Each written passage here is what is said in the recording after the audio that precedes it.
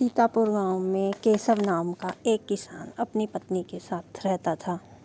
उसके पास एक गाय और एक बकरी थी। वह बहुत गरीब था। उसकी एक गोलगप्पे की भी दुकान थी, लेकिन सर्दियों के वक्त वो गोलगप्पे की दुकान बहुत कम चलने लगी। तभी वह अपनी बीवी के पास जाता है और कहता है, सुनो, हमारी गोलगप्पे की दुकान बिल्कुल भी नहीं चल रही है और हमारे पास पैसों की बहुत कमी है। तभी उसकी पत्नी कहती है कि और हमारा घर भी है कच्चा है, बारिश के दिनों में पानी भर जाता है। यह कहकर केशव खेत में चला जाता है, लेकिन कुछ समय बाद केशव अपनी पत्नी को बोलता है कि सुनो, मुझे लगता है कि हमें दूसरे गांव में चला जाना चाहिए, जहां हमें कोई नहीं जानता हो। वहां मैं किसी के खेत में काम कर लूँगा और 2 पैसे कमा लूँगा। तभी उसकी पत्नी कहती है कि यह सही है, वहाँ हमें कोई पहचानेगा भी नहीं और काम मिलने में भी आसानी रहेगी।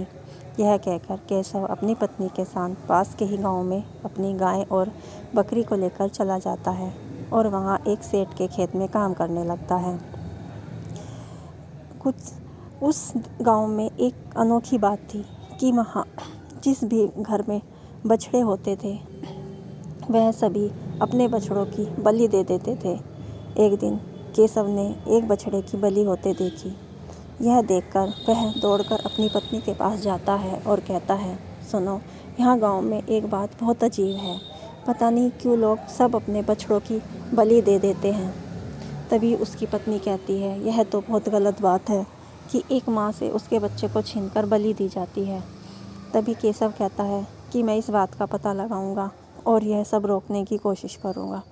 और केशव यह कहकर अपने काम पर चला जाता है। तभी उसे रास्ते में एक आदमी बछड़ा ले जाते हुए देखता है और वह उसका पीछा करता है। वह अपने बछड़े को ले जाकर कसाई के सामने खड़ा करता है और कसाई उसकी बलि दे देता है। कसाई बलि देकर चला जाता है। तब केशव उस आदमी के पास आता है और कहता है, सुनो भाई, यह क्या अनोखी रीति है यहाँ की कि सब अपने बछड़ों की बलि दे देते हैं।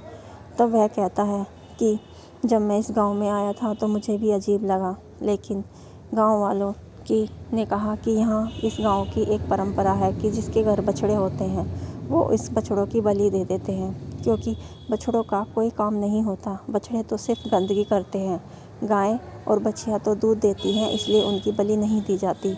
बछड़े बिना फालतू के होते हैं, तो देवता को प्रसन्न करने के लिए हम लोग बछड़े की बलि दे देते हैं। तभी केशव कहता है कि यह तो गलत बात है कि एक जीव को जीने का हक नहीं है क्या, जो तुम सब यहाँ बलि दे देते हो। तभी वह आदमी कहता है कि मैंने भी कोशिश की थी, लेकिन गांव वालों ने कहा अगर तुमने बछड़े की बलि नहीं दी तो तुम्हें इस गांव में नहीं रहने देंगे। अब यह यहाँ की परंपरा बन चुकी है। यह कहकर वह इंसान चला जाता है। तभी केशव अपने घर जाता है और अपनी पत्नी को कहता है कि यहाँ एक ऐसी परंपरा है, लेकिन हमारी गाय भी अब कुछ दिनों में बच्चे देने वाली है, लेकिन मैं अपने गाय के बच्चों को कुछ नहीं होने दूँगा। कुछ समय बाद गाय 2 बच्चों को जन्म देती है, जिसमें एक बछिया और एक बछड़ा होता है।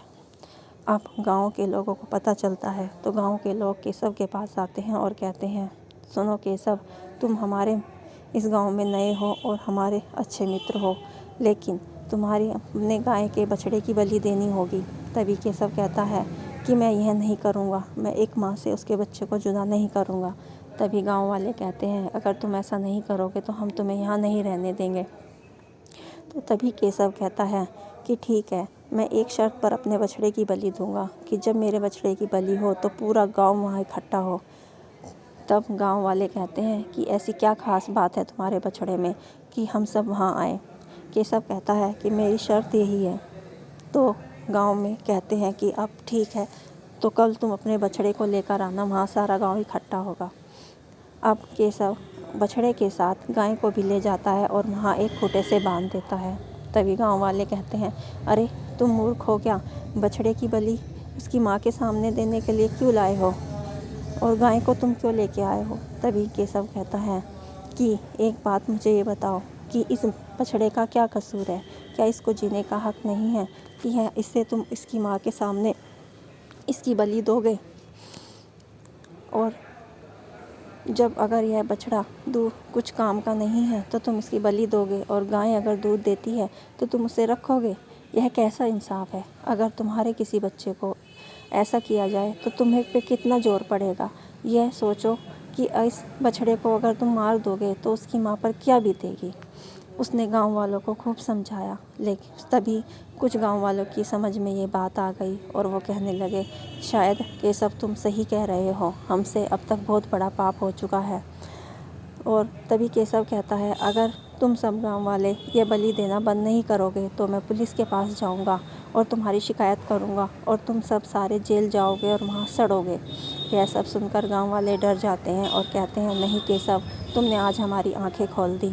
हम एक जीव को हत्या करने जाते हैं, और गाय दूध देती है तो हम रखते हैं और बछड़े दूध नहीं देते तो हम उनको मार देते हैं। यह हमने बहुत गलत किया। यह कहकर वो सभी केशव से माफ़ी मांगते हैं और कहते हैं कि आज के बाद हम इस परंपरा को कभी नहीं करेंगे। यह कहकर केशव अपनी गाय को लेकर अपनी झोपड़ी में चला जाता है। अब गांव वाले इस बात को समझ गए थे, उन्होंने बछड़े की बलि देनी बंद कर दी और अब सभी गांव वाले सभी बछड़ों को प्यार से रखते और वह गांव एक खुशहाल गांव था। दोस्तों, अगर आपको हमारी कहानी अच्छी लगी तो प्लीज़ लाइक और सब्सक्राइब करना मत भूलना। धन्यवाद।